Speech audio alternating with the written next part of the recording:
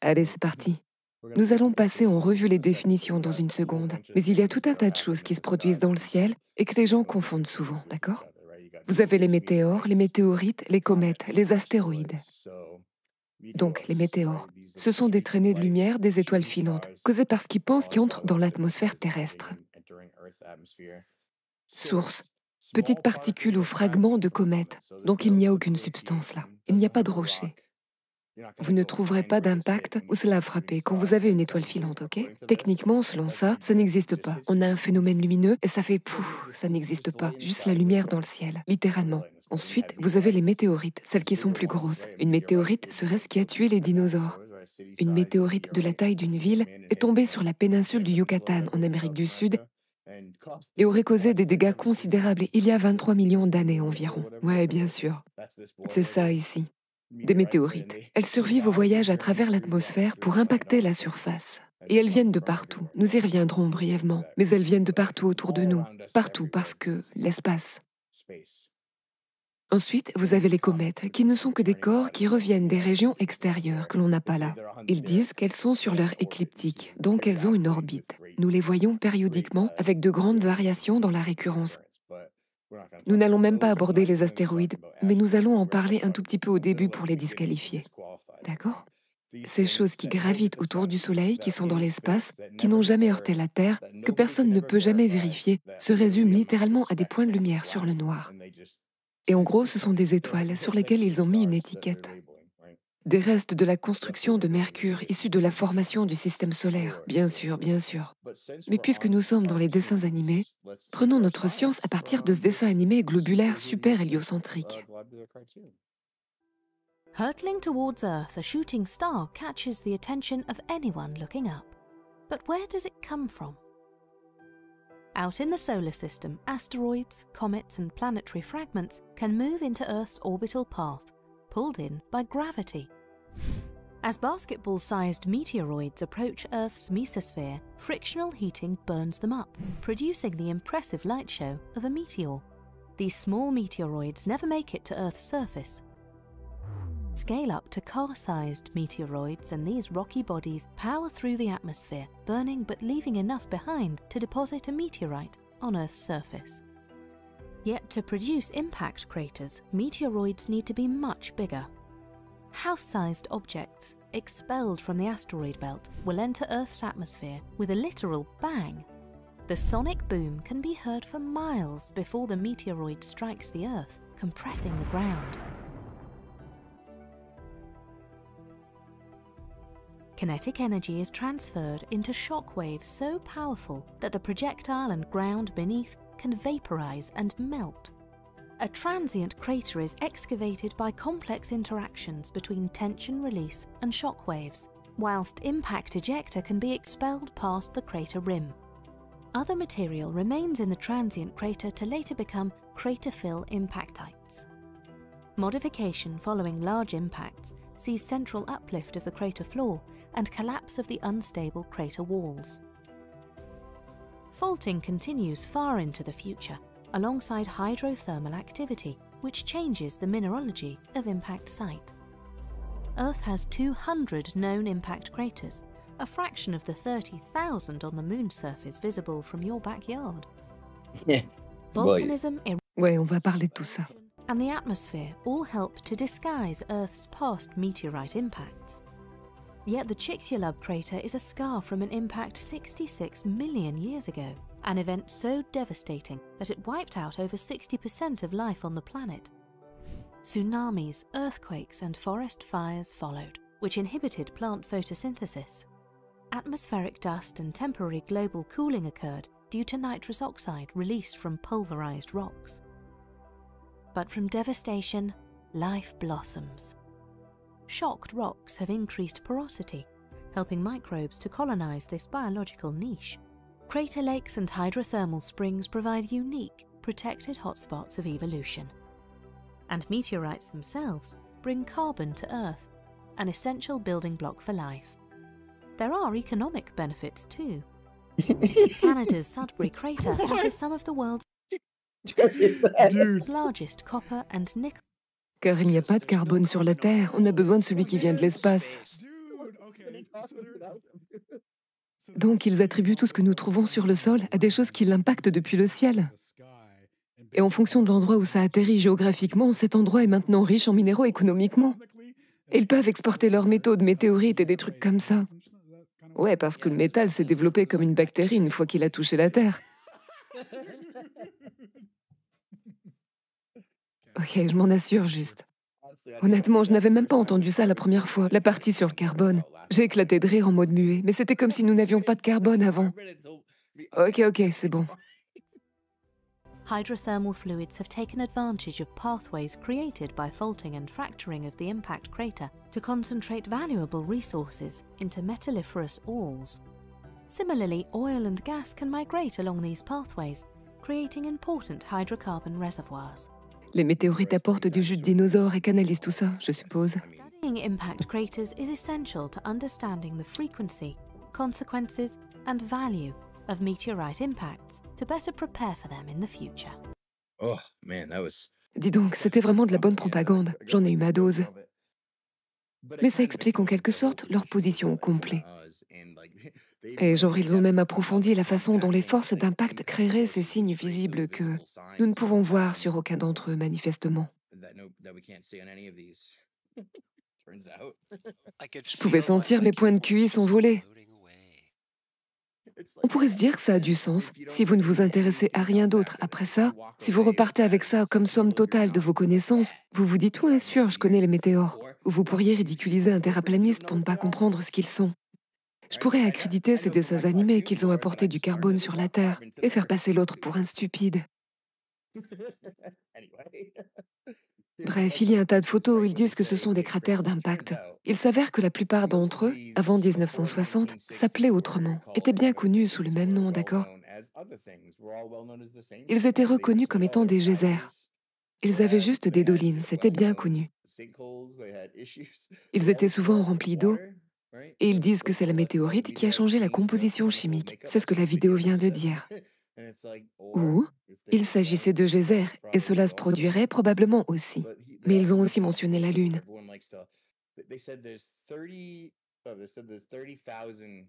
Ils ont dit qu'il y en avait 30 000 sur la Terre, et nous allons les cartographier, et comparer où nous pensons que ces endroits se trouvent. Mais ensuite, ils ont dit qu'il y en avait 200 000 sur la Lune. Alors regardons la Lune. Ok. Ils disent toujours que tous ces impacts sont parfaits, que rien n'a jamais dérapé, qu'il n'y a pas eu d'impact avec traînée ici. Ils ont frappé à 90 degrés parfaitement à chaque fois. Et personne n'en a jamais pointé de nouveau. Ouais, personne n'en a jamais vu se produire en fait. Ils sont assez ouverts à ce sujet.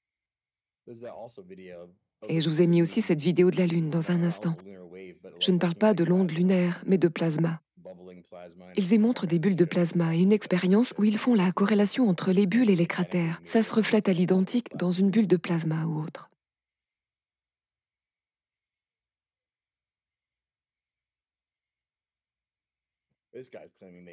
Ce type prétend qu'il se déplace.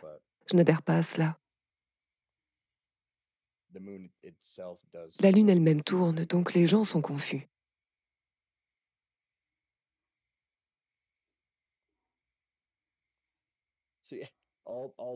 Vous voyez, là, je regarde le ciel. Et bien sûr, la meilleure preuve globulaire d'un impact de météorite sur Terre, vous l'avez entendu dans leur vidéo d'information, la meilleure preuve que ces impacts de cratères sont des choses venues de l'espace, c'est la Lune, les gars. Bien sûr, levez les yeux, ne voyez-vous pas? C'est ce que sont ceux-ci. Nous n'avons jamais vu cela se produire, n'est-ce pas? Aucun humain n'a jamais vu cela se produire, jamais. Il n'y en a jamais eu de nouveau. Mais nous savons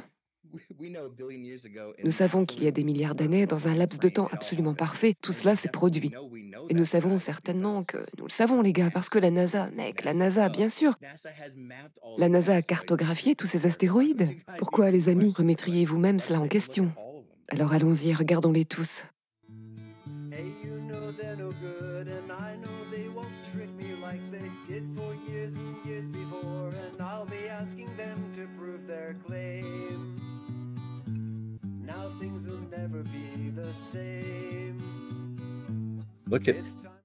Regardez tous ces corps qui les suivent pour nous. Regardez le danger critique auquel nous sommes confrontés à tout moment avec tous ces corps qui nous entourent, les gars. sans parler du nuage d'Oort dans son ensemble. C'est comme un super ennemi ou quelque chose comme ça, l'ennemi créé par la NASA.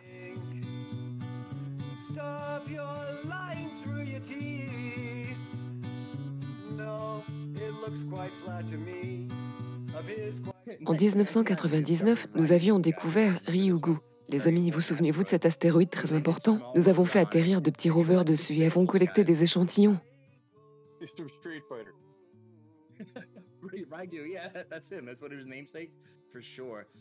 Et n'oubliez pas Cérès en 1801, le premier astéroïde jamais découvert.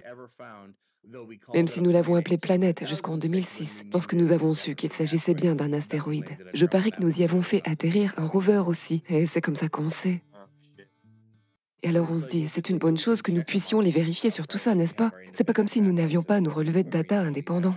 Nous savons que ces astéroïdes sont réellement correctement placés avec le système de coordonnées. Non, bon sang, non. C'est une absurdité à 100%, les amis, d'accord? Ils savent où ils se trouvent et si vous regardez l'arrière-plan de la Terre, c'est comme, ok, bien, combien y en a-t-il? Oh, tout ça. Bref, donc voilà, ça c'était Eyes on Asteroids. Vous pouvez y aller, vous pouvez découvrir où se trouvent tous les astéroïdes sur leur merveilleuse ellipse. Très bien. Ouais, c'est sûr, nous avons définitivement ces ellipses. C'est pourquoi nous devons créer ces deux éphémérides spécifiquement. Ils savent que personne ne peut le savoir. Et donc ils le cachent en enfouissant la trajectoire du Soleil et de la Lune dans tout ça.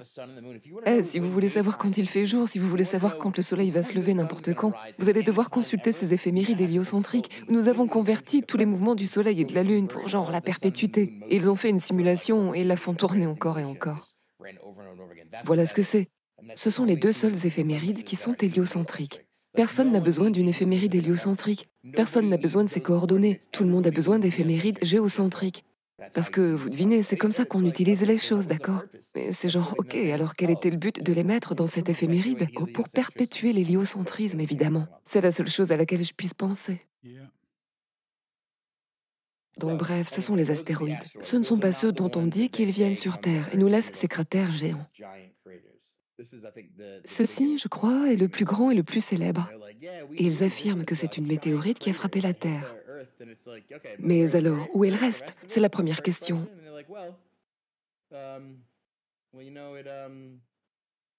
Ils affirment qu'il s'est vaporisé. Exactement. C'est ce qu'ils disent, qu'il s'est vaporisé. It wasn't until the 1960s that it was confirmed to have a more celestial, yet just as explosive origin. 50,000 years ago, as woolly mammoths and giant ground sloths wandered through these J'ai une pile de cette propagande. asteroid collided here. Nous avons daté le tout au carbone, donc nous savons que c'est un fait, les gars. Et puis nous avons inventé les particules PIM, aucun rapport. Ils ont confirmé ça aussi. To more than 20 million tons of TNT. Named simply Meteor Crater, it's the first geologic scar ever confirmed to have been created by a collision from outer space. The first scar. Hundreds of other craters have been identified since, but Arizona's remains one of the most spectacular. Nous allons y revenir dans un instant. Mais oui, essentiellement jusqu'à présent, ces choses viennent de l'espace parce que nous sommes sur une sphère uniforme en rotation qui ne tourne que dans un sens, ce qui provoque ces rotations biaxiales, mais aussi ça vole autour du Soleil à 106 000 km/h, trace dans le système solaire à 800 000 km/h, le système solaire s'élançant autour de la galaxie poursuivant le gigantesque trou noir, le centre galactique, etc. Tout cela se produit et chaque astéroïde frappe perpendiculairement. Quelles sont les chances que cela se produise? C'est juste, wow, quelle chance, à chaque fois.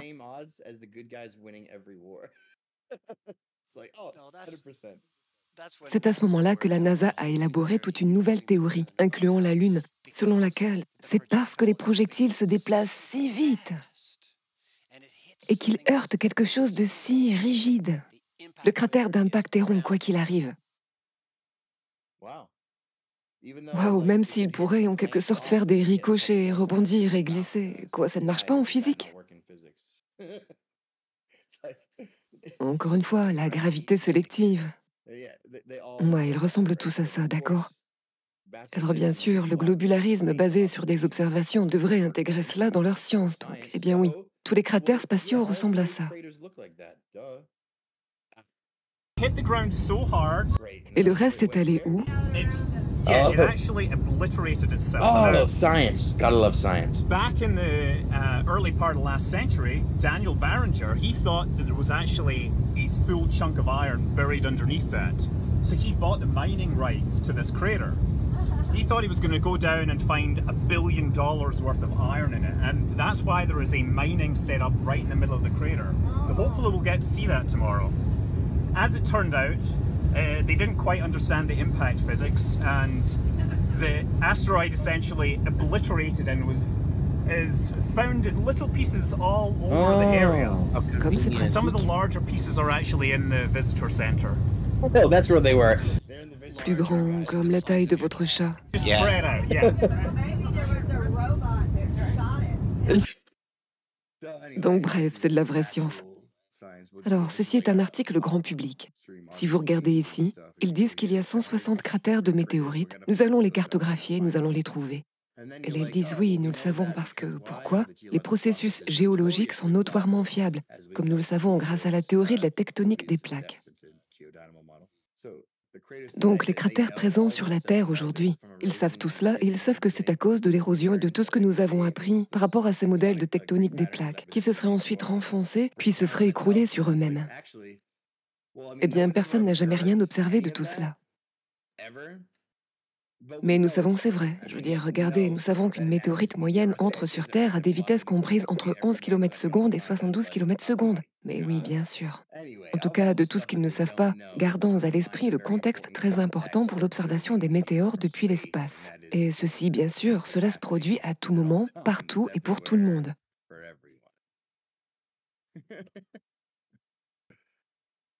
C'est ce que nous avons à tout moment avec ce merveilleux système solaire, d'accord? Donc, tous ces météores sont des impactants potentiels. Ce sont des météores valides, comme ils les appellent, puisque dans leur définition, ils ne savent pas d'où ils proviennent. Mais dans leur démonstration avec des illustrations, ils voient tous ces rochers sans nom autour de ce plan.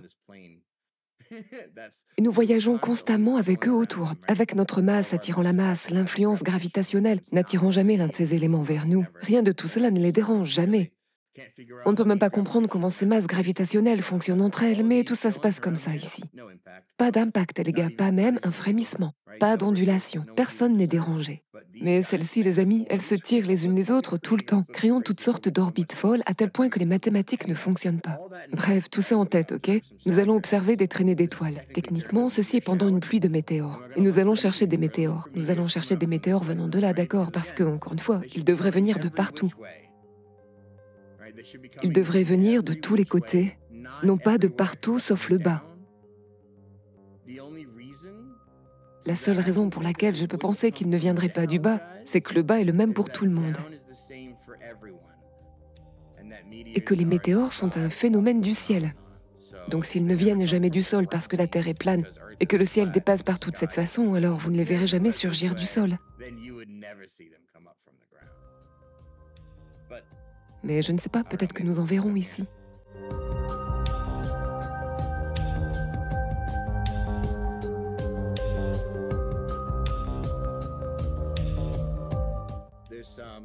Il y a des avions qui passent et évidemment il y a des étoiles qui se déplacent lentement. On peut dire que les clignotements très rapides sont censés être des éclairs de météores. C'est pendant une pluie de météores.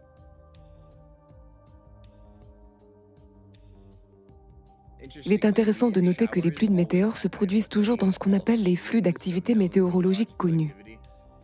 Elles sont des météores sporadiques pour lesquels ils n'ont aucune explication, ce que nous allons approfondir. Et il y a des courants. Et cela se produit dans un courant. C'est pourquoi c'est une pluie. Ouais, comme les Léonides, par exemple, toujours au même moment chaque année.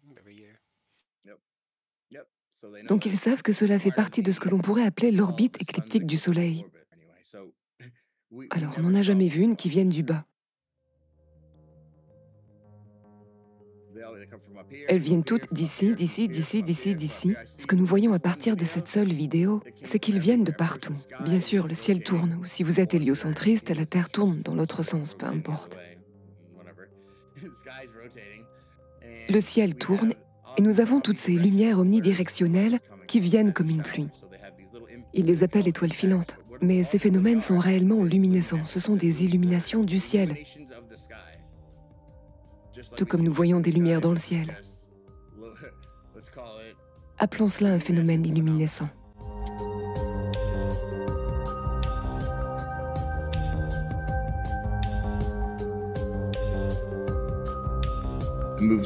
Ça observe également la même tempête de météores depuis plusieurs positions différentes. Voilà. Mais si cela se produit, alors cela devrait se produire aussi. Absolument. Et la seule raison pour laquelle ce ne serait pas le cas, c'est que le bas est le bas pour tout le monde.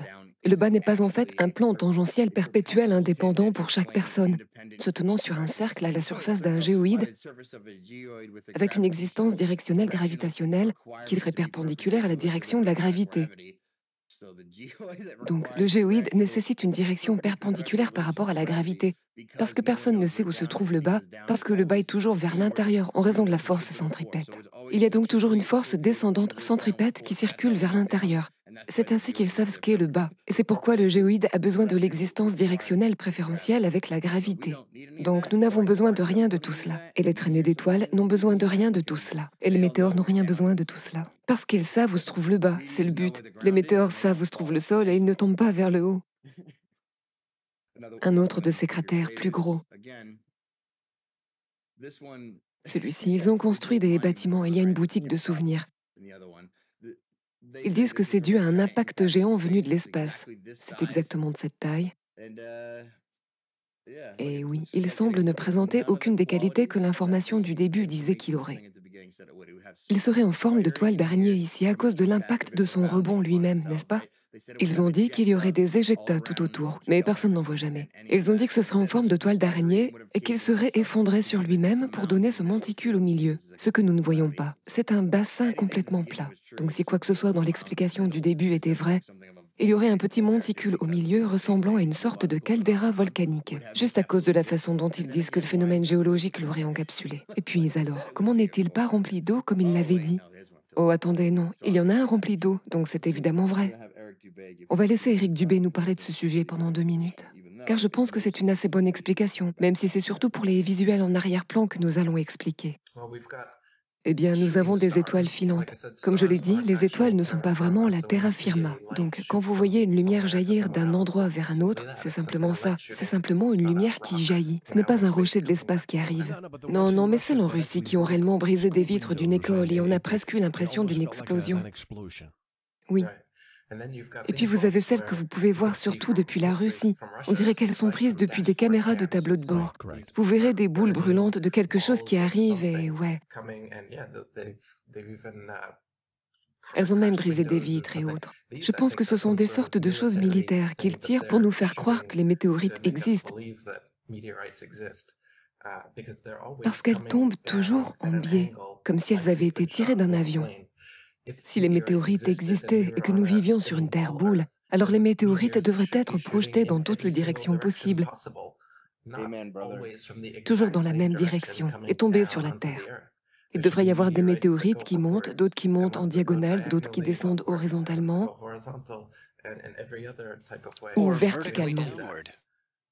Je suis donc assez sceptique à propos des météorites ou des astéroïdes ou de toute autre chose qui, selon eux, flotterait là-haut et descendrait ici et détruirait les dinosaures. Ce sont d'autres mythes. Ils aiment utiliser leurs mythes en conjonction comme ça.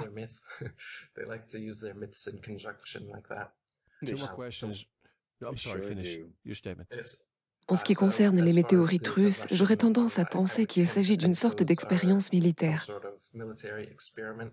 d'une sorte d'arme, ou quelque chose comme ça, parce qu'on ne les voit pas partout dans le monde.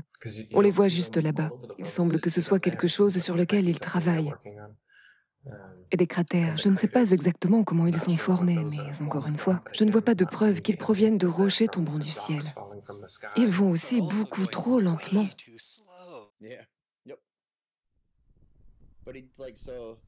Oui, mais voici une chose dont je dirais que c'est peut-être ce dont il parlait avec l'histoire des armes, à cause de ça.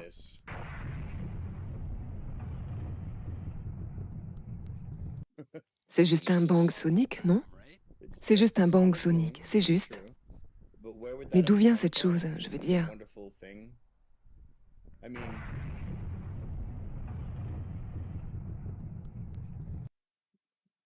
De l'espace, la dernière frontière, bébé. Ça doit être ça, non? Je ne sais pas. Alors on va vers des armes militaires ou quoi? Non. J'essaye de comprendre ce qui, dans la nature, pourrait faire ce son.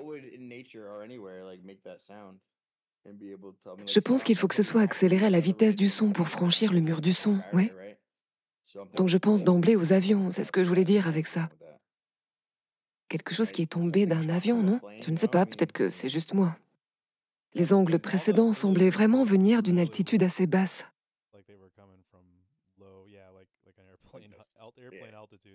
Le dernier était le seul, en fait, à mes yeux, qui semblait moins précaire.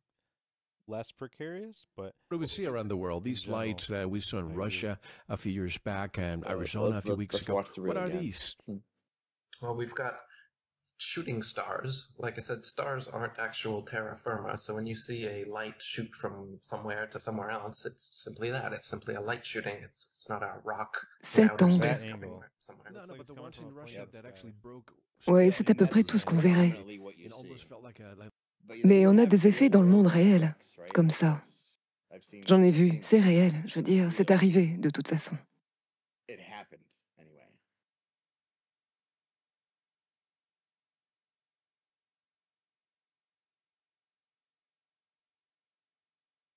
Ouais, et celui-là, c'est directement comme l'altitude d'un avion, en ce qui me concerne.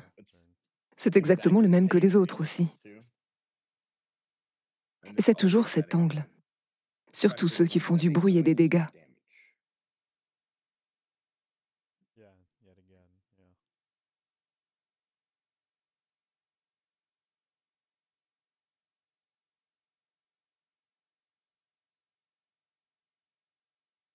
Et toujours en Russie, et toujours sur une caméra embarquée. Très, très bizarre. J'ai vu un tas de pluies de météores, c'est sûr. Une chaude nuit d'été, à certaines périodes de l'année. Beaucoup d'étoiles, comptez 20 ou 30 étoiles par nuit parfois. Ouais. Mais vont-elles toutes dans la même direction quand elles sont en pluie? Non, elles vont toutes dans des directions aléatoires. Mais bien sûr, comme tu l'as dit, ils ne semblent jamais venir de l'horizon. Jamais de cette façon, ouais, spécifiquement. Et cela n'arriverait que si le sol était le bas pour tout le monde. C'est une observation très simple, n'est-ce pas? Mais c'est très puissant. Et puis on a des choses comme ça, donc ce n'était pas évidemment causé par une météorite flashy dans le ciel. C'est l'un de ces lacs remplis d'eau. Je voulais loger ça là, parce qu'il y a toute une section de la Terre, je crois qu'on l'appelle les lacs de cratères, où il y en a juste comme des centaines. Ils prétendent que chacun d'entre eux est un cratère d'impact qui s'est ensuite rempli d'eau. Mais je veux dire, si tout un tas de geysers sur la Terre s'ouvraient, ouais, je ne sais pas, je ne sais pas. Et qu'en est-il des dolines massives? Je viens d'y penser. Ouais, les dolines seraient, je pense, visuellement très similaires à ce qu'ils appellent des cratères d'impact, c'est sûr. Je ne saurais pas différencier les deux. En ce qui concerne la grande majorité, comme ce que nous venons de voir, je pense, et la grande majorité des choses que vous verriez, c'est comme... Vous vous souvenez du film Truman Show, n'est-ce pas? Vous l'avez tous vu? Regardons-le.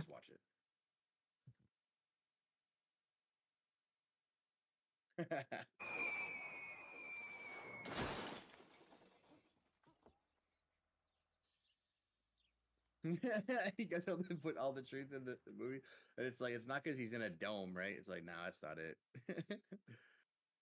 Have you guys Et les gars, vous avez déjà investigué sur ces trucs? Non, je n'ai jamais vu ça avant. Personne n'a jamais vu ça auparavant? Ok, donc si vous cherchez sur Google, Balls from Space, c'est un phénomène terrestre, elles tombent partout. Dans tous les pays, elles ressemblent toujours à ça. Personne ne sait ce que c'est.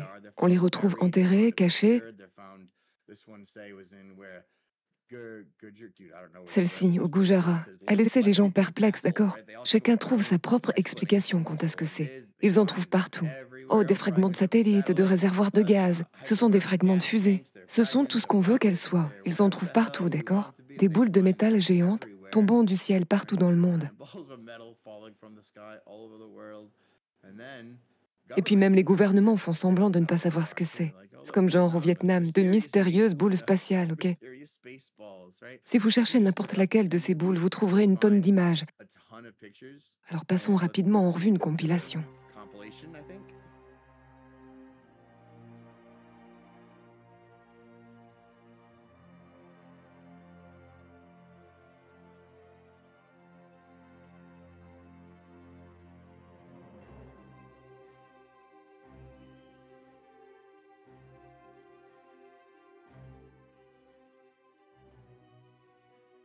Sure, bring the kids, make a picnic. Everyone come have a look.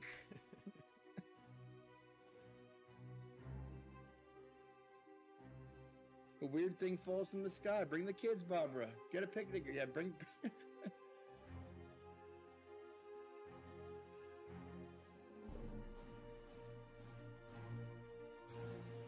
People be collecting them. There's so many. It's like, oh, can I trade you a broken one for two... What? Dude. Partout, il y en a partout. All over. Here, I can do this. We can put down music. Like this guy, like, so, look, a hazmat suit. Like, oh, someone got caught and they had to go pretend to be careful. That's what that is. But these look like... Mais ceux-ci me font penser à des feux d'artifice. Ou comme s'ils libéraient une sorte de produit chimique ou quelque chose comme ça. Ils ont des bobines. Et ils ont ce petit trou d'aération qui est comme ce que possèdent toutes les bombes fumigènes et les feux d'artifice. Ouais, c'est ce que je regardais. Je me suis dit, mais où ai-je vu cette bombe fumigène? Une bombe fumigène géante tombée du ciel, mec. Donc c'est ce que je pense. Comme si ces trucs en Russie avaient pu créer un bang sonique et des dégâts. Je veux dire, je ne sais pas, si vous lâchez quelque chose comme ça, il lui donne un peu de puissance explosive. Tout ce que ça a fait, c'est de casser des fenêtres, ok? Ça n'a pas détruit un bâtiment ni fait exploser un établissement. C'est juste un petit bang sonique suivi d'un bris de vitre. Il semble avoir des marques d'usinage comme s'ils avaient été clairement fabriqués. Ceux-là, ouais. Et ils sont partout. Et il n'y a aucune explication unifiée pour eux. Ça peut être des fragments de chars, des débris spatiaux, c'est partout. Et ils se ressemblent toujours. Alors, des débris spatiaux où il n'y a jamais eu de lancement de fusée au-dessus de la jungle? Nous avons des cartes d'impact à la fin pour tout le monde. Et cette vidéo vient de Flat Out Truth. Il a 2 vidéos décrivant spécifiquement les pluies de météores. Il dit simplement ce que nous venons de voir. Et il émet une hypothèse sur ce que c'est quand il y en a plus d'une. Meteor showers are. There's a difference between the two, but I'm going to show you how they do both of them. The first one I'm going to show you is just a single meteor, or what you think is a meteor, and this is usually how you see it go across the sky. Now, let me show you what this truly is that you're seeing. Now, what I'm showing you right here is leaked photos of some government agencies and some of their agents in hazmat suits going out into this field, collecting this big, wiry-looking ball with a hole in the center of it. Now, what this basically is, this is kind of like a coil, like a heater coil. Coil wire harnesses heat, and that's kind of like what this does right here. It harnesses heat. Now, this little hole that you see in the center of it, I'm going to show you what that's for in a second. But like I said, this wire, wrapped wire, harnesses heat, kind of like this right here. Now, this is a car cigarette lighter with a wired coil inside it. And once you plug this in and your negative and your positive connect, it heats that coil up, and you see you get a red glare, fiery red glare, as you can see here. Okay, now this wire, that's what this wire does. It heats up, and that fireball that you see flying across the sky, well, it's eventually got to land somewhere, and they've been found all over the place, Australia, Brazil, and everything. So like I said, that wire ball, it's like a coil. It harnesses the heat. That's the big fireball that you're seeing go across the sky. Now, the hole that you see in the center of that, right here, as you can see in this photo here, now that's that whatever this thing is filled with. I'm not sure what they fill these things with. Kind of just like fireworks. And this hole that you're seeing, that's where everything's released from. The gases, the smoke, just like you see right here in this smoke bomb. It looks identical, just about. And here's another one here. And like I said, there's all kinds of these things. You guys can look these up. I just put a few in here just to give you an example, give you an idea what these things look like. But anyways, that hole, like I said, releases the gases, chemicals, smoke, whatever is in this thing. That's where it all releases from. And that smoke that you see go across the sky when this thing is flying across the sky, or falling out of the sky, basically, where they're dropping it out of the airplane. But that hole is where it's getting its momentum, kind of like a bottle rocket, which all you guys have seen a bottle rocket. Well, same thing. It's got a little hole at the bottom of it, and that's where the flames shoot out at and gives it its momentum, and it shoots across the air. And then what happens when it gets up in the air? It pops, of course. Same thing you see here. It's nothing more than just a big fireworks show to deceive you. That's all it is. So the next time you see one of these flying across the sky, I think this guy missed his calling. He should be singing highway trucker songs. Just a big firework. He loves his own voice, though. Don't tell him that. Just a big firework to keep you brainwashed. Did it for a good buddy. That's all it is. Wash. Keep you brainwashed. So, anyways, let's move on to what meteor showers really are. Now, these are what they call meteor showers. Now, I'm going to show you how they really do this. Alors, en fait, c'est ce qu'on appelle une rentrée. Je me suis dit, pour être honnête, il ne va pas pouvoir recréer ce que je connais, ce que j'ai vu, et ce que Toby a déjà vu. Parce qu'ils viennent de partout, de tous les angles. Ils sont si petits qu'ils ne sont pas assez gros pour être, je ne pense pas, largués d'avions comme ça. Mais j'ai l'impression qu'ils ont fait ça plus d'une fois.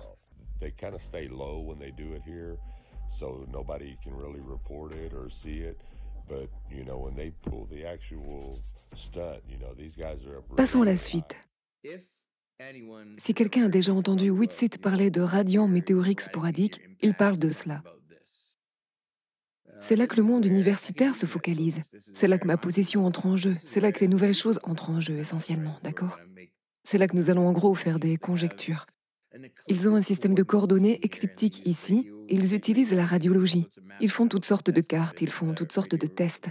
Il y a un observatoire des ondes radio au Canada et tout un tas d'autres endroits d'où ils obtiennent ces données. Cette carte écliptique est basée sur l'écliptique du Soleil. On va parcourir cela. Nous allons à nouveau parler des systèmes de coordonnées. Je sais que tout le monde aime ça. Qu'est-ce que ceci signifie ici? Voyons voir. Nous avons le vortex toroïdal nord, nous avons le vortex apex nord, le vortex toroïdal sud, et puis vous avez le hélion. Hélion, hélios, soleil, hélion, anti-hélion. Alors voilà, ceci est, je pense, la carte que nos concaves présentent tout le temps. Un peu confus, mais c'est aussi ce que Whitsitt présenterait. Voilà donc les données. Et voici leurs noms. Apex nord, toroïdal nord, anti-hélion, hélion. Et voici les mêmes données affichées un peu différemment. Mais voici d'où nous venons avec les données réelles. Voici donc ce qui est présenté. Voici les données de base de... Je pense que ce sont les chiffres cohérents lorsqu'ils obtiennent une migration, car ils essayent de déterminer une précision dans un nombre basé sur d'autres facteurs que nous aborderons plus tard.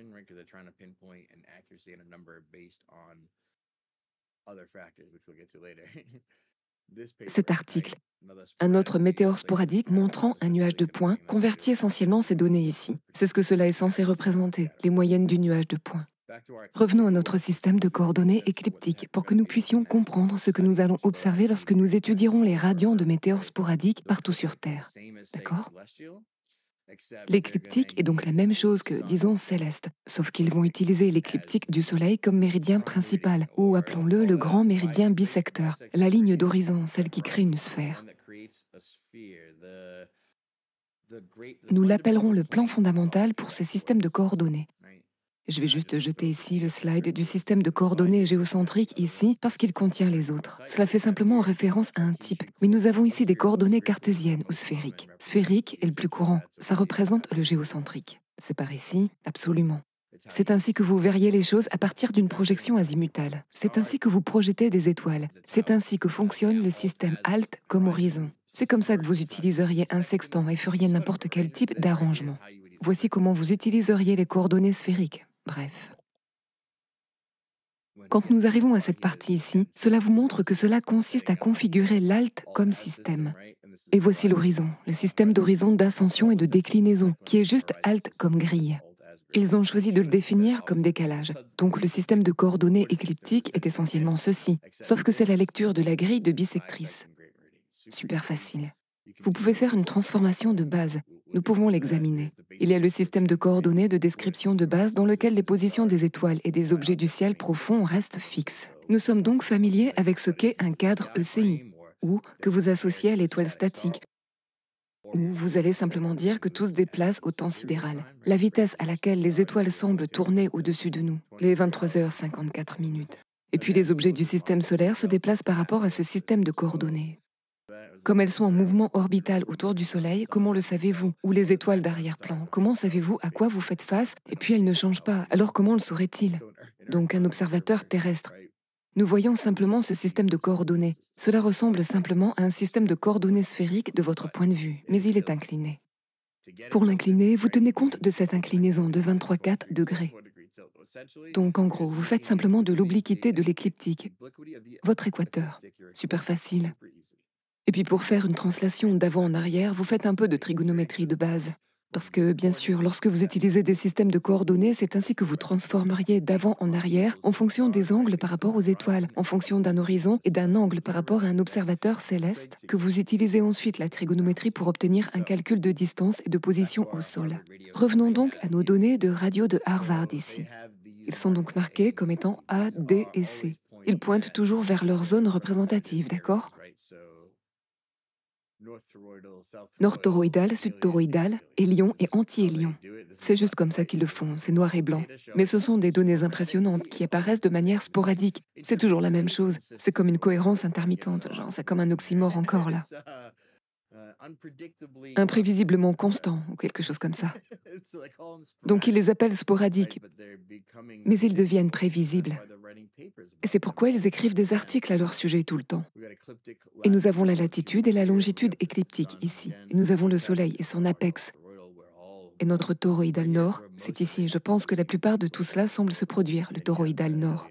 Et puis vous avez l'hélion et l'anti-hélion là.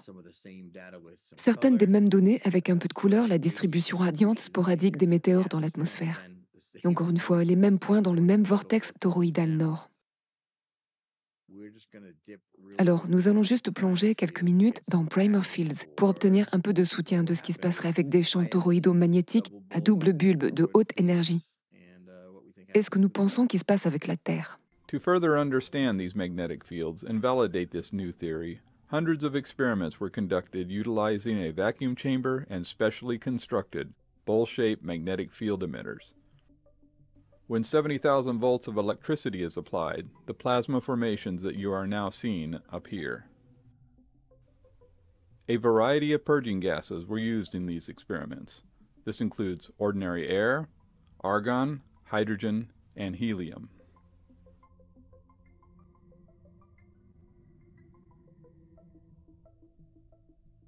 J'adore ce gars pour être honnête. The spacing and orientation of the magnetic field emitters were varied in many ways as well. Il pense toujours que les étoiles sont réelles et que l'espace est un vide et tout ça. Mais il est tellement sur de bons chemins. Were suspended on non-conductive, high-strength microfilament line attached to magnetic supports on the inner surface of the vacuum chamber. Then, to hold these supports in place, high-strength magnets were utilized on the outer surface of the vacuum chamber. This arrangement allows for the adjustment of the magnetic field emitters while the experiment is running. The small microfilament support lines also offer minimum disturbance of the plasma flow around the fields and therefore a more realistic experimental result.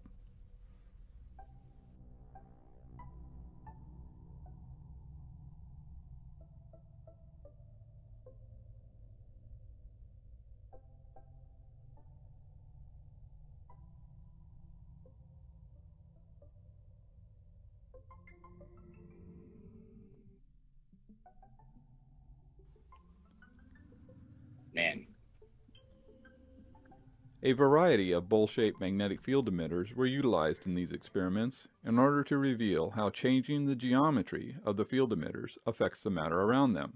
Look at him recreating the... As you can clearly see here, a change of magnetic field emitter geometry also results in a change in the shape of the plasma formation within the vacuum chamber. Plane of inertia, right? Keeps creating a plane of inertia in the middle. By adjusting the exposure settings on the camera,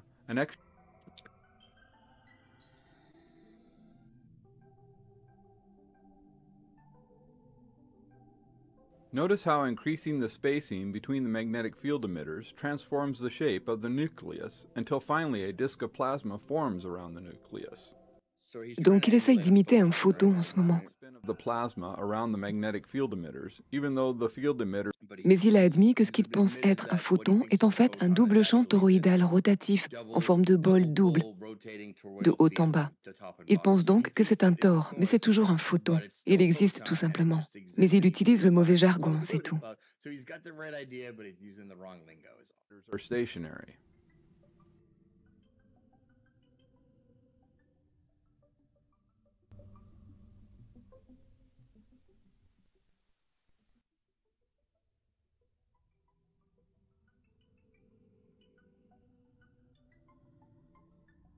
Il croit fermement à cette physique unifiée du micro au macro, comme ce qui est en haut et comme ce qui est en bas. Il essaye donc de décomposer la plus petite unité, comme un atomiste. Clearly see how even a single magnetic field emitter controls the shape of the plasma around it.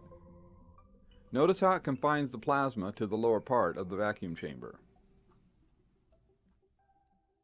Alors il pense que le plus petit élément quantifiable de quelque chose est un champ magnétique à double cuvette toroïdale. Here we see how the plasma spins and flows. In upcoming sections of this video series, we will examine this flow in more detail and its relationship to the spokes in the rings of Saturn and the solar wind. Oui, vous devez lui pardonner ce genre de choses, les gars. Il fait de bonnes comparaisons. Et vous devriez tous regarder The Primer Fields sur YouTube. Lorsqu'il l'applique aux choses dans le ciel, ce qu'il fait, c'est qu'il regarde la nature toroïdale. Et ce qu'il dit, c'est « Regardez cette nébuleuse ». Et ce qu'il fait, c'est que c'est un double aimant à bulbe toroïdal avec des jets d'éjection, disent-ils. Et il cache leur vérité dans le ciel. Et ce type décode toute cette vérité parce qu'il engloutit cette NASA comme un fou. Et tous les terraplanistes l'ignorent. Et ne sauriez-vous pas tout ce qu'il cache dans les données de la NASA, dans les trucs du ciel, comme étant pertinent pour la mécanique et les fondements et la façon dont les choses fonctionnent dans le monde? Qui l'aurait cru?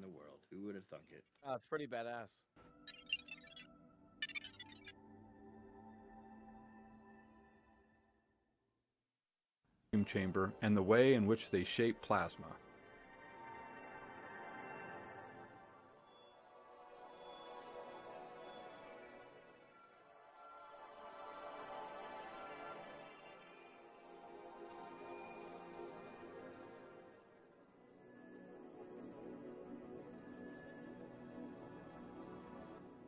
Mon argument est que cela se produit à peu près à tout moment autour de la Terre, d'accord? Nous vivons dans ce petit plan entre les deux champs magnétiques opposés dont nous ne voyons et n'interagissons qu'avec un seul.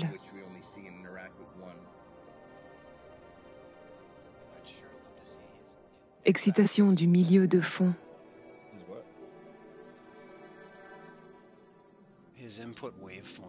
We have seen how glowing rings are formed within the bowl-shaped magnetic fields.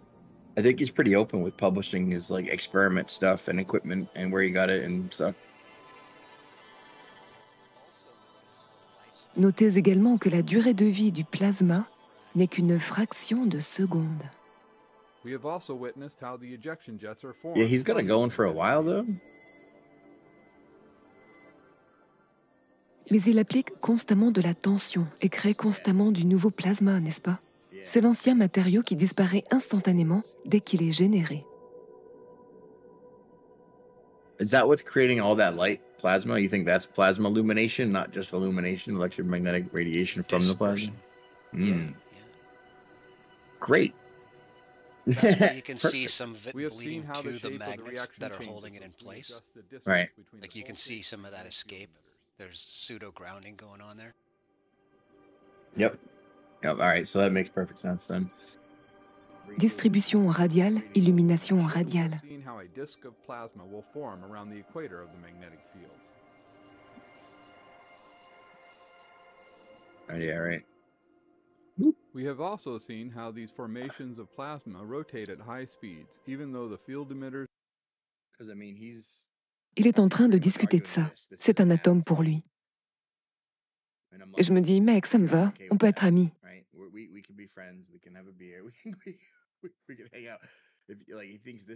Il pense que ça existe dans la réalité, mais en réalité, il n'y a rien, ok?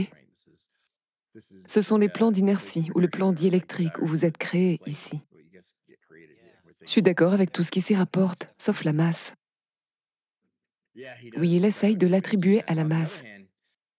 D'un autre côté, il a une solution intéressante pour l'expérience de la double fente, il y a 10 ans, qui correspond à ce que nous en comprenons aujourd'hui, essentiellement. Il les utilise, il les aligne ensemble et il dit « Oh quoi, ces ondes interférentes de chacun de ces champs toroïdaux doubles qui se chevauchent peuvent interférer avec elles de manière constructive et destructive par interférence d'ondes. » Et je me dis « Eh bien, yo, pas moyen. C'est la meilleure version de la façon dont il pourrait expliquer cela. » Alors pour lui, cela est un photon, ok? Et pour lui, c'est l'unité de tout, une unité d'énergie. De la petite unité à la grande unité, du micro au macro, d'accord? Nous avons ça, donc. En gros, il a adopté les champs toroïdaux comme étant la pierre angulaire de tout. Et nous sommes tous d'accord. C'est définitivement ce que c'est. Et c'est pourquoi vous avez des problèmes avec les nuages de probabilité et les atomes et vous essayez de tout quantifier. Et alors, et si c'était juste ce champ? Et la science nie en disant qu'il doit y avoir quelque chose. Donc, l'erreur avec les nuages de probabilité est de supposer un champ sphérique au lieu d'un champ toroïdal. Exactement. Alors, je voulais juste mettre ça ici pour montrer que c'est compliqué, ok? Les mathématiques du champ toroïdal magnétique sont super compliquées. Nous n'allons pas entrer dans les détails, nous allons juste le regarder. Mais nous allons commencer avec ce vieux modèle. Vous vous souvenez de ça? Quand on essaye de décrire le champ magnétique terrestre, je pense que c'était la meilleure représentation que j'avais vue jusqu'alors. C'était celle de Lindsay dans son dessin. Et ensuite, nous avons eu une amie qui a mis à jour ça. Juste pour visualiser la vue intérieure de ces choses toroïdales à double hémisphère. Donc ce ne sont pas deux équateurs, c'est juste le même équateur marqué à partir de ce genre de vue. Puis si vous mettez comme un champ toroïdal dessus, cela ressemblerait à ça. C'est donc ce que nous regardons et imitons lorsque nous jouons avec ces choses. Et nous allons aller directement aux mathématiques. Champ magnétique créé par un toroïde. Là où je voulais en venir avec mon argument qui est son rapport avec les météores, c'est que les réacteurs nucléaires ou autres, où l'on pense que lorsqu'ils tombent en panne, c'est une production d'énergie insensée et ils tombent en collision. Et je dis non, non, non. Ils utilisent des champs toroïdaux autour d'un cercle. Ils génèrent cela. Cela s'appelle un tokamak. Et ce serait la carte utilisée pour le décrire alors qu'il se déplace autour de l'extérieur, pas à travers, pas à l'intérieur. Le courant circule dans la boucle, puis il passe par les directions, les interstitiels des champs magnétiques et électriques perpendiculaires. Des trucs merveilleux. Pour ceux qui ne sont pas totalement au courant de la science de l'induction, le B en haut, à la position d'une heure, représente cette flèche bleue qui pointe juste en dessous. C'est une sorte de vecteur tangentiel au B en raison de la façon dont la bobine est orientée autour du matériau du noyau, à l'intérieur duquel existe le champ B. Dans ce cas, il s'agit d'un noyau d'air ou d'un noyau solide. Donc la différence entre cela et un cylindre standard, la façon dont vous apprenez la règle de la main droite avec votre main et les doigts et le pouce qui dépassent, c'est que c'est une forme cylindrique. C'est la forme en beignet qui est l'équivalent. Donc au lieu d'avoir un axe droit pour le champ B, vous avez ici un chemin circulaire. Nickel. C'est une belle diapositive. Le vieux réacteur nucléaire à solénoïde. Nous allons consacrer 1 minute supplémentaire à l'étude des champs d'amorce, puis nous aborderons les jets d'éjection. Puis nous émettrons nos suppositions les plus folles, en nous basant sur l'ensemble de la version académique, sur l'ensemble du travail de Dayton-Miller et sur tout ce que nous voyons. Now we are going to take a look at the internal flow within this single photon. Again, this would apply to all electromagnetic radiation. The green sphere represents the photon. Here we have the internal energy flow within the fields of the photon, as well as several other views of the photon and its field. Il l'utilise comme des particules, un tas de billes qui rebondissent. Mais le principe est bon. L'interaction des champs.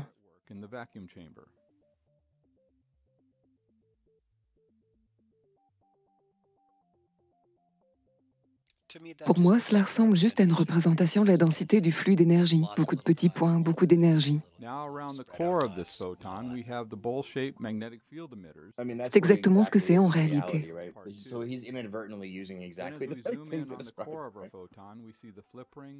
C'est ce qu'on appelle le quadrupole. Then notice that the incoming particle flow is not just particles. Each particle flowing within the photon's fields also has the same bowl-shaped magnetic field structure to it as well. So these flowing particles are not really particles at all. They are actually concentrations of energy. Cela s'inscrit définitivement dans le dipôle, parce que ce type est encore endoctriné. L'héliocentriste croit toujours aux atomes. Ceci est le meilleur modèle de photon que j'ai jamais vu, mais il essaye toujours de quantifier les photons. Tu te fais tromper par l'absence au milieu, la forme hyperboloïde. Tu vois une coupe transversale et c'est pourquoi il semble qu'on ait 4 pôles. Mais en réalité, il n'y en a que 2. Je voulais juste préciser que c'est une coupe transversale. C'est pourquoi cela semble un peu fou. Oui, ceci est un élément, ceci est un élément. Donc il n'y en a que 2. Mais ce que je veux dire, c'est qu'il fait un assez bon travail de description du flux d'énergie à travers cette structure. Et cette dernière est basée sur cela, ok? C'est là que nous faisons tous les modèles de la Terre plane. Par exemple, si nous devions dessiner la Terre plane, elle serait juste ici, le plan d'inertie, juste ici à travers ces champs magnétiques toroïdaux. Le rouge à cet endroit, ce serait le champ nord que nous voyons. Et puis tout le monde cherche toujours le pôle sud, à l'extérieur. Et il a toujours été en dessous. C'est ce que nous avons toujours pensé, comme le nécessiterait un modèle de champ toroïdal double lorsque nous avons un haut et un bas. Juste comme ce qu'on a.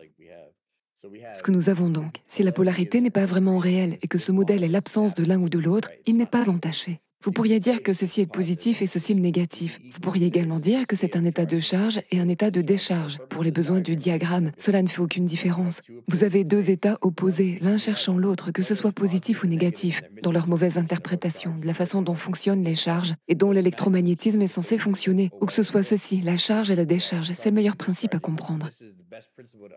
Et ce type a pu le comprendre et l'utiliser. Allez, encore une petite vidéo rapide de lui, avant de partir et d'essayer d'appliquer dangereusement tout ce que nous venons d'apprendre.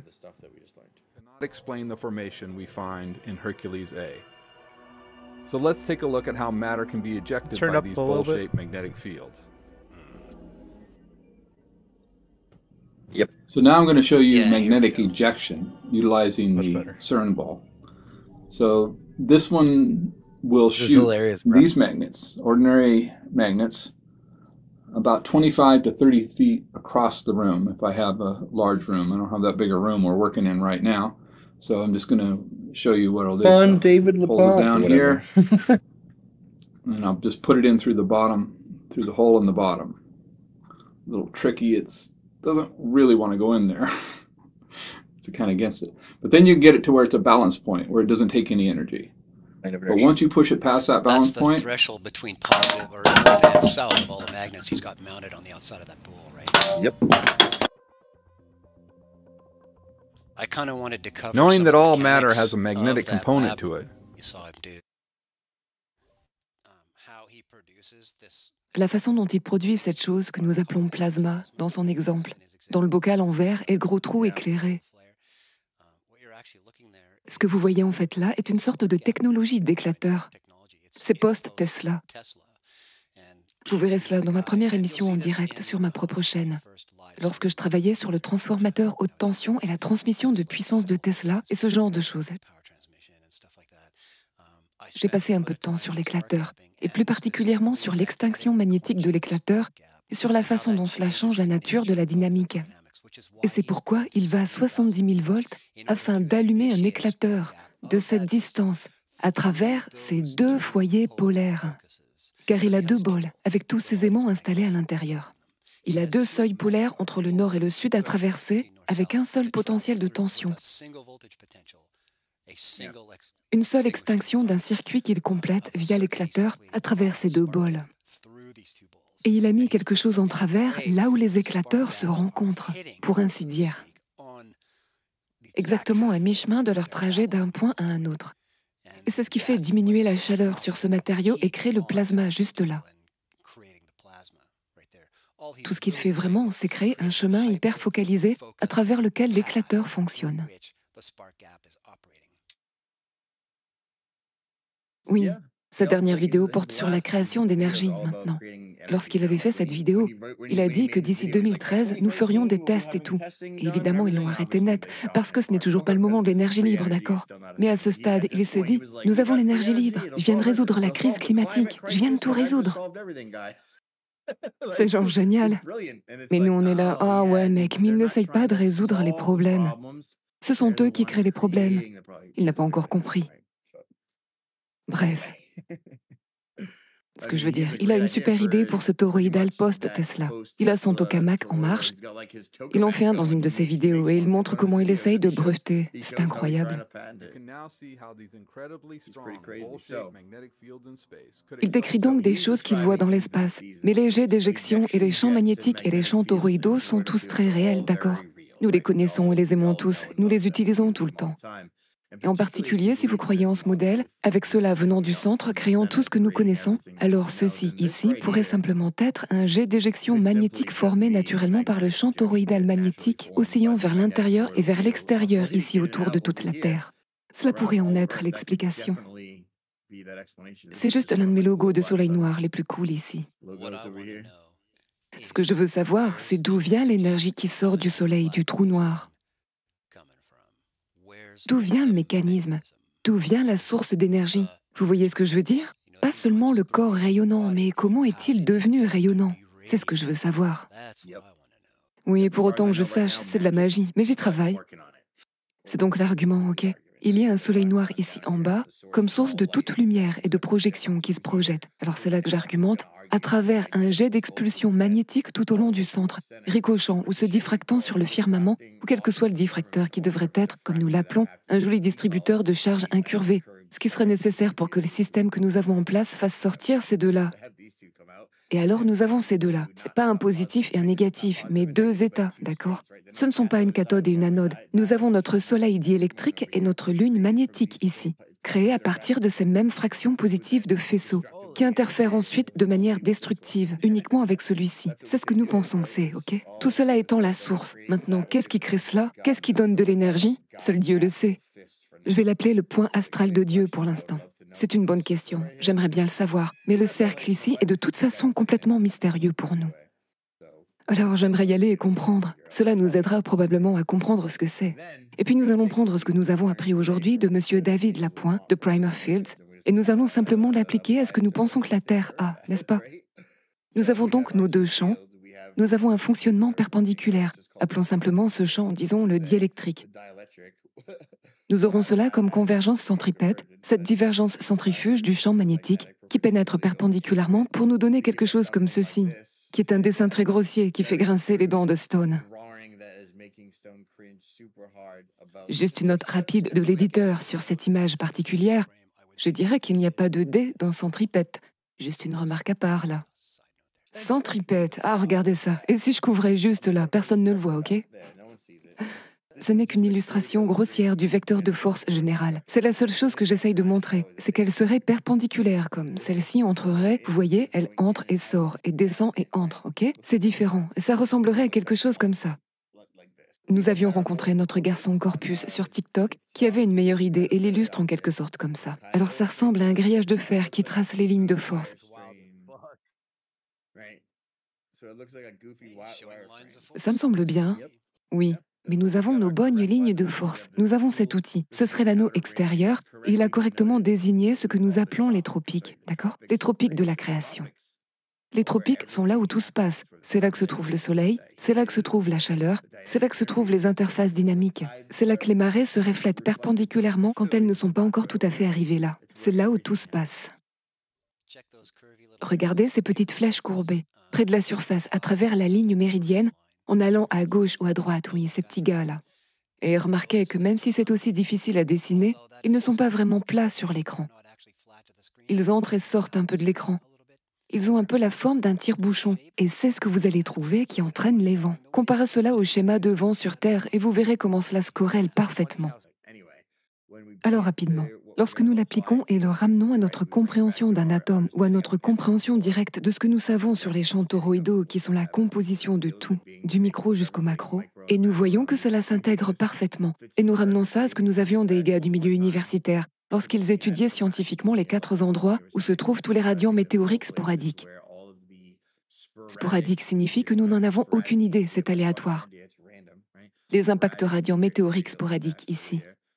Et on va le ramener à notre diagramme un peu fou. Mais ce n'est pas tout à fait comme ça que ça va fonctionner. Oui, c'est le bazar ici. Parce que ceci est l'écliptique et que le système de coordonnées écliptiques que nous connaissons n'est pas 1 pour 1. Il est incliné. Alors, cette écliptique, l'inclinaison du Soleil de 23,4 degrés. Vous voyez comment ceci s'est incliné, là? Ce n'est pas de niveau. Si nous le faisons tourner sur 2 ans, vous pouvez voir le chemin que prend le Soleil. Voilà l'écliptique. Cette inclinaison est tout. C'est de ça que nous sommes décalés, ce 23,4, juste ici. Ok, bref, c'est tout le point. Toute la question est que nous devons tenir compte de l'écliptique du Soleil. Et si nous faisons cela, nous obtenons ce genre de désordre.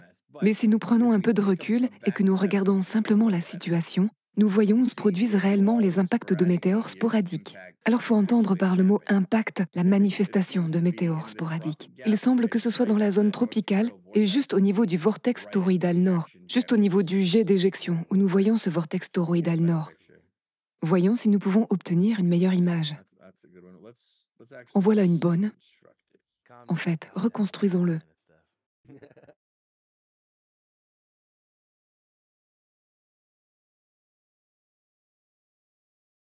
Vous avez notre vortex toroïdal nord. Si Kat, regardez, elle dirait que c'est le cerceau dont elle parle toujours, ok? C'est le vortex. Et puis, bien sûr, nous avons notre vortex intérieur entouré par notre vortex extérieur. Nous avons les 2 roues. Je sais, ça arrive les gars. Nous y sommes presque. Revenons encore une fois à notre écliptique, ou à l'étude radio combinée de tous ces phénomènes météorologiques. Et nous verrions que tout cela se passe réellement où? Juste là. Juste là, donc juste au milieu du nord, là où le jet d'éjection monte, juste au sommet où vous obtiendrez la probabilité des particules de tout ce qui frapperait le firmament pour ensuite que soient manifestés le Soleil et la Lune. Généralement au milieu du sommet du vortex, cela a du sens. Et puis ici, ce qu'ils ont appelé l'hélion et l'anti-hélion, là où se trouve le Soleil, là où il ne se trouve pas, d'accord? Là où il est, là où il n'est pas. Nous avons donc nos espaces tropicaux toroïdaux de création, qui sont littéralement responsables de l'endroit où tout le monde voit tous les phénomènes météorologiques. Et si nous devions les cartographier, je ne l'ai pas fait, parce que nous n'avons pas la bonne taille de l'Australie. Mais ce serait comme ceci, ici, ici, ici et ici. Parce que 92% des gens vivent dans cette zone au nord, et personne ne voit même le sud. Et bien sûr, ils peuvent convaincre les gens qu'ils viennent tous d'ailleurs, d'accord? Et si nous procédions de cette façon? Voilà. Nous commencerons avec ce que nous avons. Ce sont les données en les ramenant à notre Terre plane, en allant là où nous savons que se trouvent les lignes de champ du vortex toroïdal et comment elles interagissent, en apportant nos données. Oh, attendez, oh, c'est juste là. C'est exactement là où vous l'attendriez. Oh, regardez, c'est exactement là où nous le cherchons. Mais en fait, c'est bien le cas. Je regardais juste dans ce vortex toroïdal nord, vous savez, et c'était exactement là où je regardais. Et c'est toujours dans le vortex, n'est-ce pas?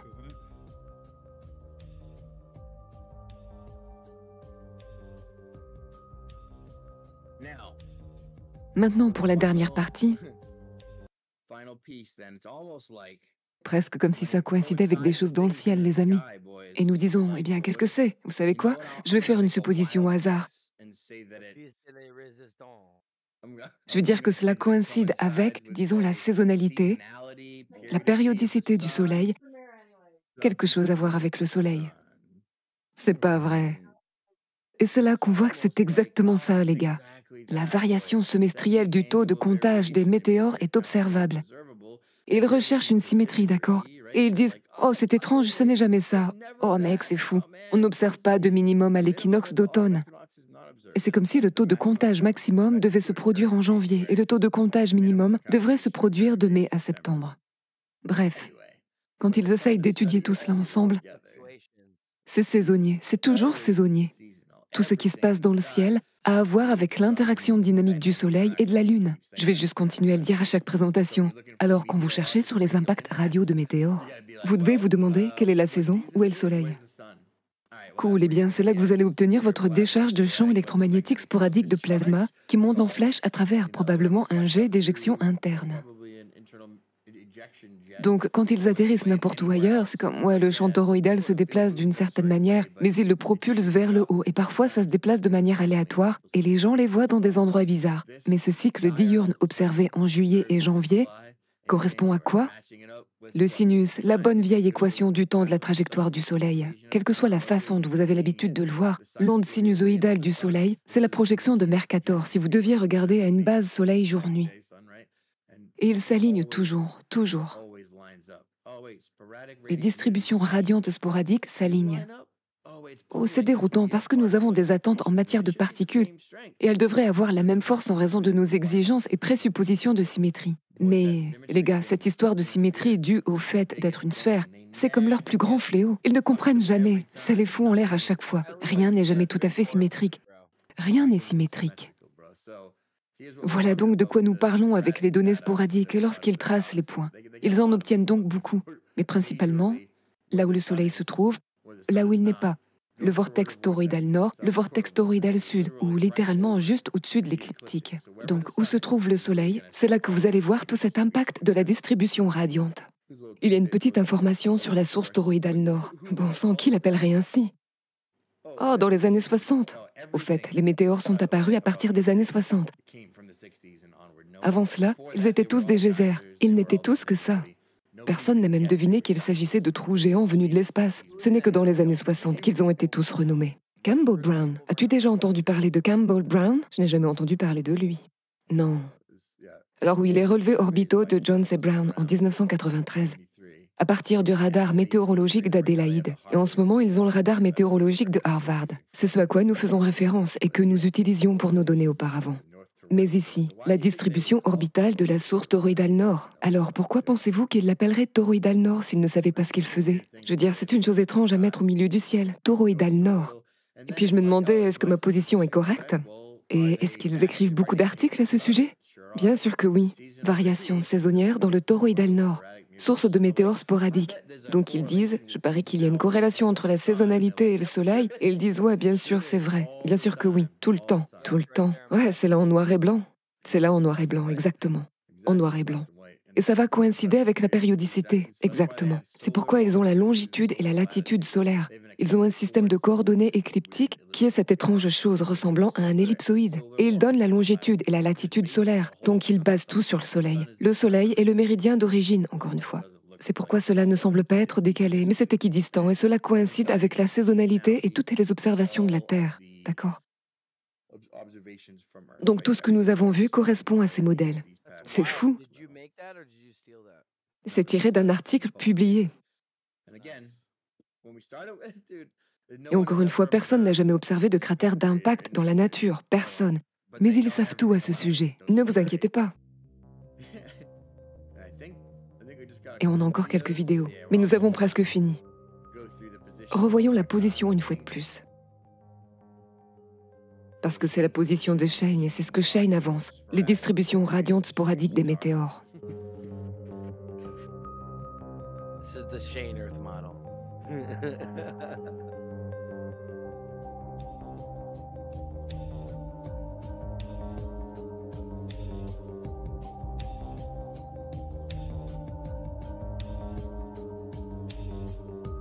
Extremely convincing, bro. You did a good job.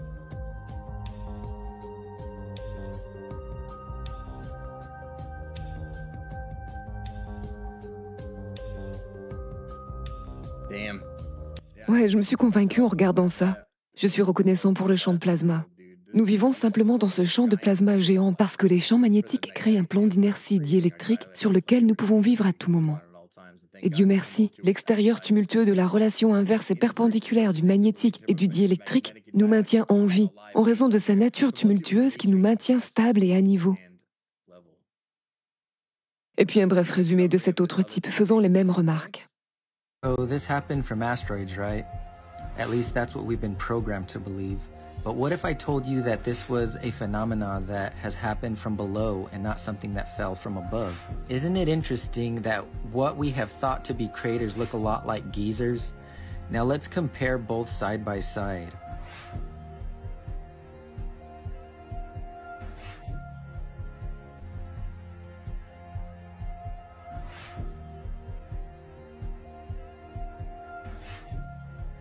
Pretty similar, right? Now, don't you find it strange that if these were from the impact of meteors, that no such thing is ever by or around these craters? Check out what Genesis 7:11 says. It says, in the 600th year of Noah's life, in the 2nd month, the 17th day of the month, the same day were all the fountains of the great deep broken up, and the windows of heaven were opened. Are you following me? God opened up the windows of heaven, and water came out through the firmament, and also it sprung up from the ground. Think about these as giant geysers that erupted at the time of the flood. Satan, the god of this world, and those who are serving his purpose are trying to cover up the fact that God has judged the world before by a flood. And as 2 Peter says, that these scoffers are willingly ignorant that by the word of God the heavens were of old, and the earth standing out of the water and in the water, whereby the world that then was, being overflowed by water, perished. They deny the flood because if that happened, then so will his judgment by fire later come to pass. These large craters are also proof of a flood. Nothing is getting in or out until God cracks that sky open and he returns a second time. The evidence is all around us if you have eyes to see. Voici donc la carte avec laquelle nous avons commencé. Et il disait, oh, nous savons 200 cratères d'impact géants partout sur la Terre. Et il disait, mais nous en avons 200 000 sur la Lune, d'accord? Et nous, on est là, ok, super. Mais voici la carte. Et honnêtement, je ne savais pas quoi faire avec ça. Et puis ça m'est venu. En voici 3 autres. Elles sont toutes identiques. Il n'y a certainement qu'une seule carte de toutes ces données. Mais il y a une chose à faire pour les corréler avec les météores. Ce que je veux dire, c'est que si c'était des cratères de météores, avec quoi voudriez-vous les voir superposés? Que voudriez-vous y trouver? Le modèle de tout à l'heure avec le tore nord et celui du sud?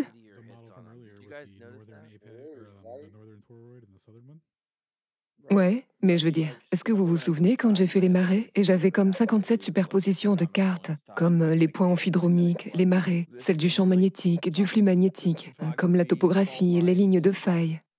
Qu'est-ce que vous pensez qui s'alignerait avec les météores? Ouais, j'avais fait quelques recherches il y a une décennie sur la Lune.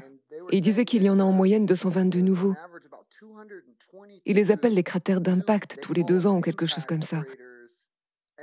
Ah non, mais tout est inventé, c'est de l'enfumage. Non, non, je sais, mais écoutez, c'est pourquoi j'ai dit qu'ils les appellent les cratères d'impact. Mais ils ne voient jamais d'impact de ceux-ci, d'accord? Et puis, le temps passe. Et il y a environ 5 ans, j'ai vu la NASA commencer à parler de ces cratères, vous savez, avec une différence de potentiel plus élevée à l'intérieur qu'à l'extérieur, d'accord? Il y a donc un problème électrique qu'ils ne comprennent pas. Ah ok, je te comprends. Je suis content que tu m'en parles parce que je cherchais cette vidéo à mettre dans cette présentation en fait, pour qu'on le sache. Welcome to a new series. In this series, I want to briefly cover the history of the idea of electrical cratering and the associated experiments that confirm the idea. I then want to examine how exactly each type of crater can be formed by examining real examples alongside experimental evidence. In this episode, we will cover the history, so let's dive in and find out more. Conventional wisdom will tell you that the craters we see on the Moon were made by meteor impacts. When you examine the sheer variety of crater types, you start to question how a simple impact could create this and the strange river-like structures, ray patterns, and connected impacts. Experiments using impactors have failed to create all of these patterns. Electric discharge experiments conducted over many decades by independent researchers have been able to reproduce a huge variety of these craters and scarring types. When astronauts brought back the first moon rocks, they were surprised to discover that they were magnetic, although Velikovsky had previously predicted that this would be discovered. On Earth, lightning which strikes a rocky surface can magnetize the surrounding rock without melting it. Could the lunar rocks be magnetized due to enormous electrical discharges? In 1963, Robert Dietz suggested a lightning bolt might create shocked minerals near craters in a manner similar to those thought to occur from meteorite impacts, but that these would be very localized. He was obviously only discussing terrestrial lightning. Both Hannes Alfvén and Anthony Peratt had noted that experimental plasma effects have been shown to be scaled over at least 14 orders of magnitude. Brian Ford was an amateur astronomer in the late 1960s and was the first to perform experiments on electrical cratering. He used a spark machine and demonstrated the similarities between laboratory and lunar craters. His experiments were based on a discharge onto a metal plate. He published an article in the magazine Spaceflight where he outlined his idea for electrical cratering. Ford's idea was very different to Velikovsky's idea, as he favoured a more mainstream approach to the problem. His concept was that in the early solar system, the high temperatures would have strongly suggested the presence of highly ionized plasma around the Earth and Moon. An imbalance of charge could easily have built up, and this could have led to the pronounced scarring of the lunar surface. He performed experiments to show the similarities between the electrical craters and those found on the Moon. Many decades later, Tara Desai and her colleagues would experiment using lasers fired onto a metal plate.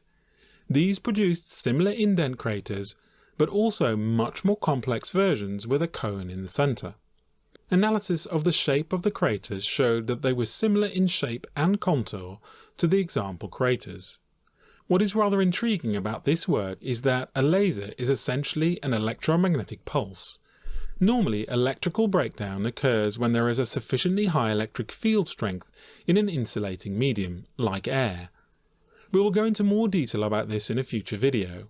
Once this occurs, an avalanche process can start, which forms a plasma which can become the conducting path. But this breakdown process can also be initiated by an intense laser pulse. The process is somewhat different as it does not require a potential difference to be initiated. In the experiments they were attempting to demonstrate the similarities between craters formed through lasers and those found naturally.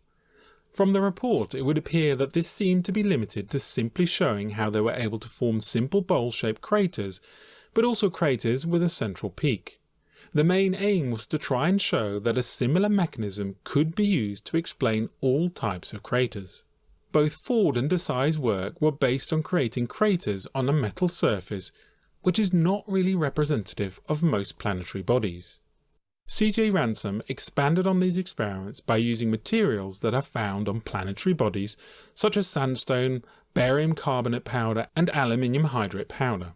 He has written a number of papers, some in conjunction with Wal Thornhill, about the results of his experiments. He was able to demonstrate an extensive range of features found with a range of plasma and sample conditions. These included crown-like features, rimless circular and non-circular craters, crater fields, multi-ring craters, and a variety of Lichtenberg discharge patterns. Sometime later, Billy Elverton started experiments examining electrical discharges on surface formation. In particular, one aspect he focused on was what would happen to the particles in an electric field as well as a discharge. He also showed evidence of crater formation as well as demonstrating the effects that the field would have on the smaller particles and how this could be responsible for many other features, not just craters, including the carving of plains, valleys, the formation of ridges and mountain-like structures. What both C.J. Ransom and Billy Elverton showed was that the material used as the surface made a huge difference to the types of patterns observed. One interesting aspect of Billy's work is that in some cases he used an AC power supply, but in others used a rectifier to turn it back to DC. When either the anode or cathode were used above or below the surface, he noticed the same pattern whether using AC or DC. More recently, both Electric Universe Eyes and Ben Hyde have continued some of these experiments to examine the effects of electrical discharge on solid rock, sand or other particles, looking in particular at electric geology, which Billy had initially touched upon. There are also a variety of other experiments conducted using plasma, which were examining the damage that can be caused during certain experiments. These also demonstrate similar scarring effects on either the anode or the cathode. In the next episodes, I want to examine different types of craters or scarring formations and try and explain how these could have been created using a discharge.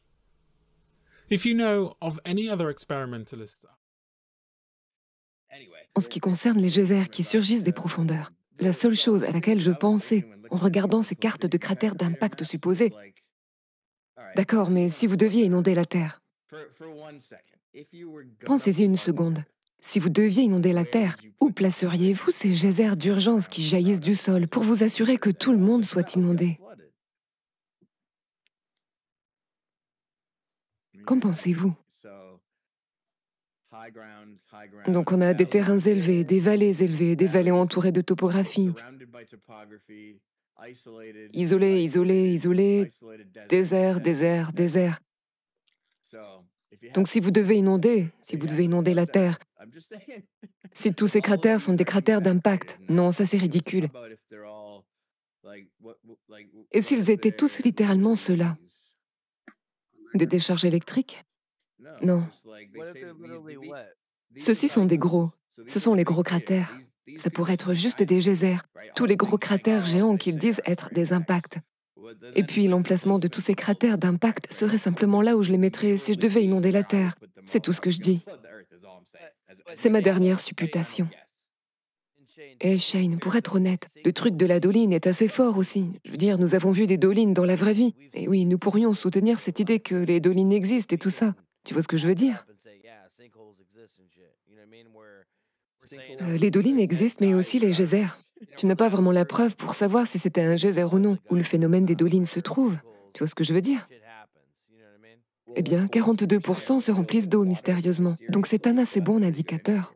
Ouais, mais on a la pluie, Shane. Tu as déjà entendu parler de la pluie? La pluie, oui. Voilà, je n'ai rien d'autre. C'est la fin de ma présentation. Je suppose que c'était assez long. 1h40 sur les météores. Qu'en pensez-vous? J'ai trouvé ça cool, mec. Sujet intéressant. T'as été génial, mon frère. Je pense que c'était génial. Sauf que la seule chose, c'est que tu nous as montré les météores. Ces sphères. Donc, évidemment, ce sont des boules venues de l'espace, et toute la présentation est folle. Moi, je trouve ça assez fou. Alors, vous pensez à l'histoire qu'on nous raconte, au grand récit des roches spatiales, et de la façon dont elles s'écrasent sur la Terre tout le temps. Et puis, vraiment, il ne devrait y avoir aucune rime ni raison à cela. Cela devrait simplement arriver. Je veux dire, je suppose qu'il pourrait y avoir un certain rythme avec les ceintures d'astéroïdes, quoi que ce soit d'autre, comme tu l'as expliqué dans une certaine mesure. Mais il devrait s'agir simplement de choses qui frappent la Terre, à moins qu'elles ne soient propulsées électriquement. Et le récit est qu'il y a des objets littéraux qui frappent le sol et qui provoquent ces cratères. Nous ne voyons jamais aucun de ces objets concrètement. Et les seules fois où ils trouvent réellement des objets concrets, ils sont extrêmement artificiels. Ressemblant à, je ne sais pas les amis. Mais ce n'est pas un récit que je voudrais avoir à défendre.